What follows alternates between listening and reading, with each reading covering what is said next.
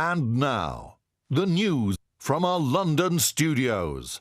MTA International brings you the world news.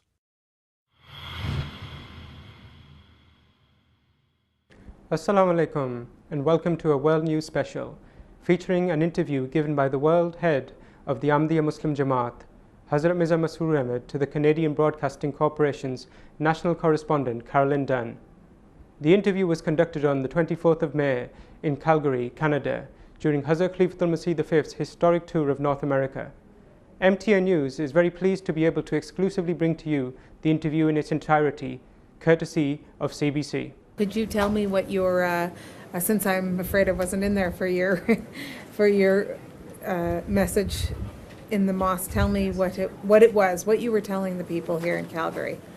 I normally pay a visit to my people to enhance their spiritual level, to let them understand their responsibility towards their fellow beings, to become more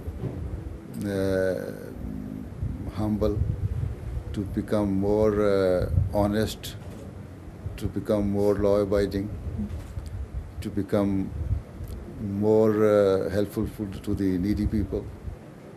So this is the message. And of course, to recognize your Creator more than before. The Canadian Office of Religious Freedoms was actually opened in one of your mosques, and I'm wondering what that means to you. Yes. You see, it was the government who requested that they want to inaugurate their new office. And since we Ahmadis are also one of the, as a group, the victims of the persecution in some countries, so they requested that it would be better if the office is opened from our place. So we happily accepted that one. And so otherwise we didn't mean anything from the government. We didn't want anything from the government. Do you think that Ahmadiyya is a true reflection of a persecuted sect? Ahmadis, if you know about Ahmadis, you know in 1974, the then government of Pakistan, which was Bhutto regime, they enacted a law against Ahmadis that it was the first ever example, I think, in the history of the political governments, that a political government is taking decision for a certain religion, that whether they are of this faith or not. So they decided and passed the law, and the law was enacted in September 1974, that Ahmadis are not Muslim for the purpose of law and constitution.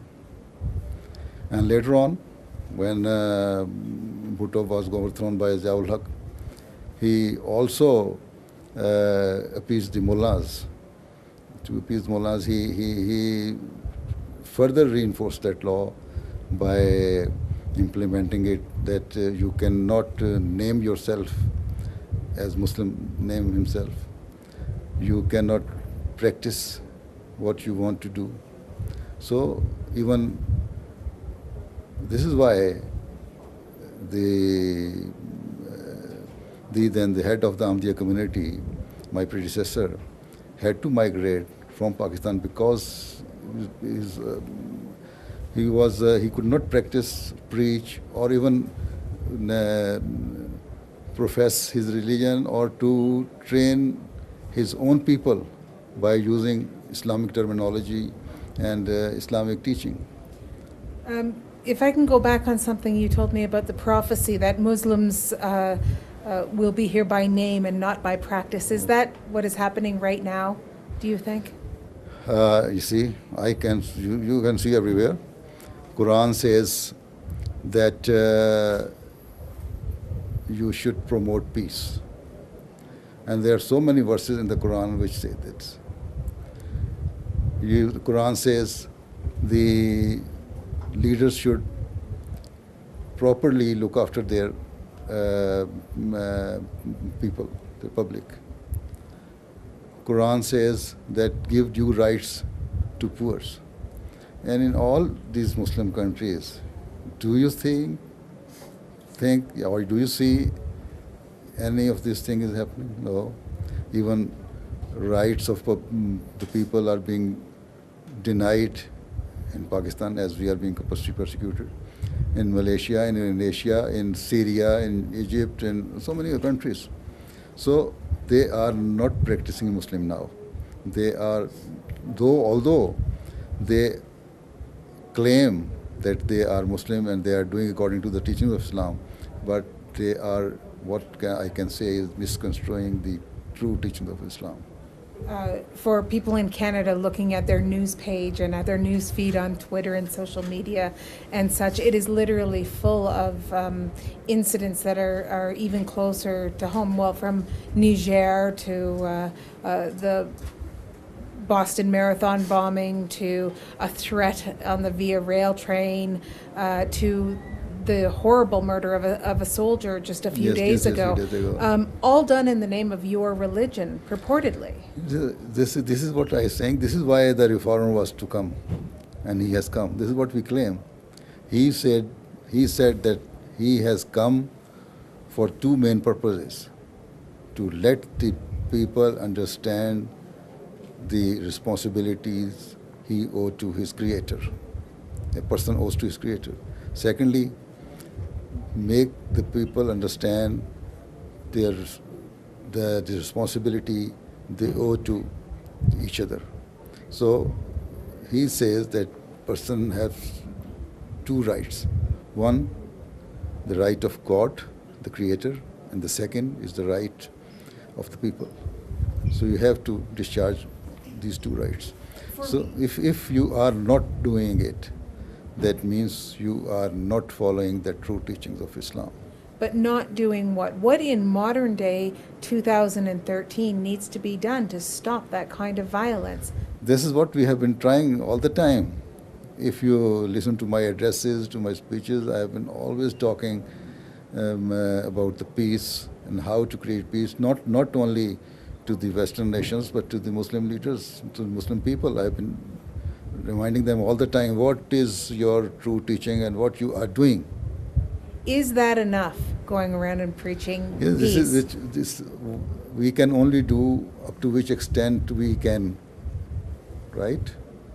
So with the limited resources, the limited means we have been trying our level best.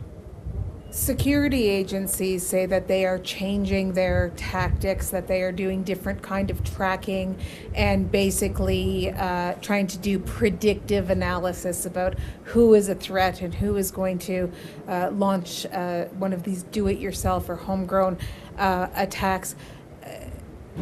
Should the Muslim world be changing its tactics too and looking around at itself?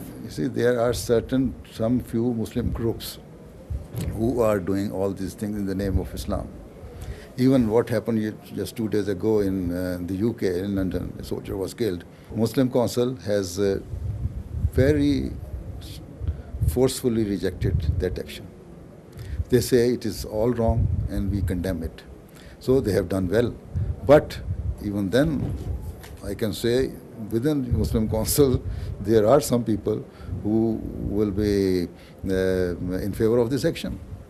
And that's what I'm wondering. Does the Muslim community as a whole, Ahmadiyyas and any sect really, do they need to reject it more strongly? Do they need to become part of the solution more than what has been happening? We have been doing our level best, what we can do in every part of the world. Is your level best working? Yes, we are working everywhere. Even those who were, victimized, for instance, in United States, 9/11 incident happened, right? We collected last year 10,000 blood bags for the people of the United States, and we did a drive with the name Muslim for Peace or no Muslim for Life.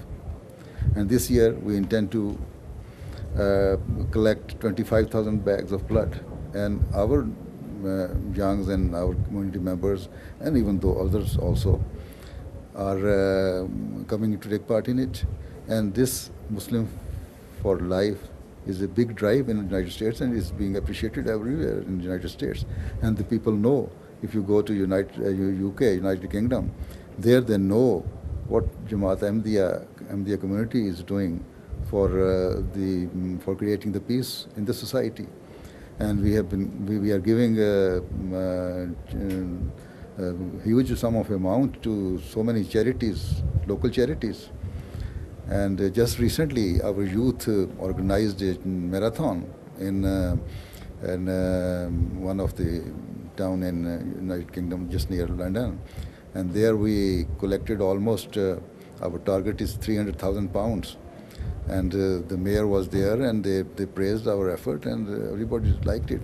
Even last year, the mayor of London, Boris Johnson, was there, and he appreciated our effort. So those people who know us, they know that we have been trying our best to create peace in the society. Not here, but in African countries, you would know, you would see. Yeah. These are all very good works. Do you hope that this is the solution? You see, even do you think we have the power? We don't have the power. Our job is to preach. The Ahmadiyya community is a religious organization whose work is to preach the true teaching of God, right? And this is what we have been doing. Even if, and this is why I always tell the big powers also that you can do, if you take appropriate measures to curb this situation, to make reform among the people, because these are the governments who are helping those governments in the Muslim governments. And if they ask them to put firm hand on these organizations and groups, they can do it. But we are also victimized, we are also being persecuted. So we don't have power even. We are the people who are being victimized. We are the people who are persecuted in so many countries. And despite that we have been doing what we can. So you'll have to forgive me. Who is it that has the power to put a firm hand on this? You see, all the station governments are the member of United Nations. This is a political issue, you say? Yes. Not a religious issue? Not religious. No religious. You see, it's a matter of politics, not religion. These groups want some powers. They have their own vested interests for which they are fighting for. Why are Muslim youth so vulnerable to radicalization then, if it's a political issue? Not Muslim youth. There are some groups of Muslim youth, yes, and there's also a reaction. You know, some of the people think youth might be youth, you can say, but it's not specifically the youth. There are people of all ages who think that what is happening in Afghanistan is not right. And those Western governments who are playing their role there, it is wrong in their view. So, and in your view? In my view, the strategy should be different. See, what is happening in Syria, and now the Western governments go there.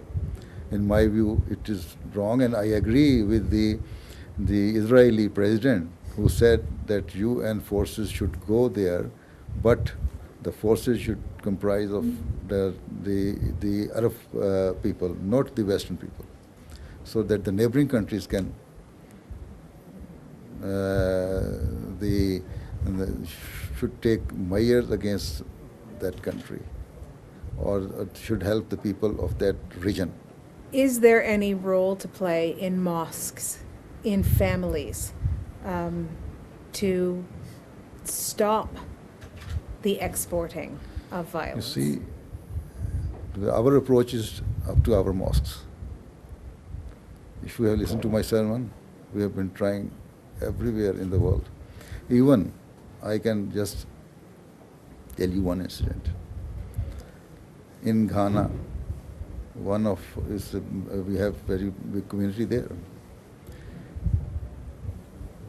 One of our Ahmadi member, who happened to be the minister at that time, he says we were discussing about the crimes in the country. And the data was brought before us. And for his surprise, the majority of the criminals were from among Muslims. But he said to the Director General of the prison that you just find out and bring me the report that is there any Ahmadi among these criminals who have committed heinous crime? And after some days, the data was brought to him, and he says, according what I expected, and very rightly according to his expectations, there was no Ahmadi involved any of that heinous crime, right? So this is the society we want to create in the world. And there are now hundreds of millions of Ahmadis in the world, and you would not see they are involved in any of the heinous crimes, which is disturbing the peace of the society. Although there may be some options, one or two, I cannot say 99.99% right, but there can be some percentage who are not good. But if we come to know about them, we just take firm actions against them, excommunicate them, and if possible, hand over to the How do you stop the side that is not?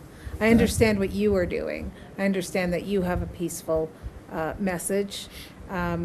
Not everyone in your faith does, and so is your message of peace enough to counteract a message of revenge?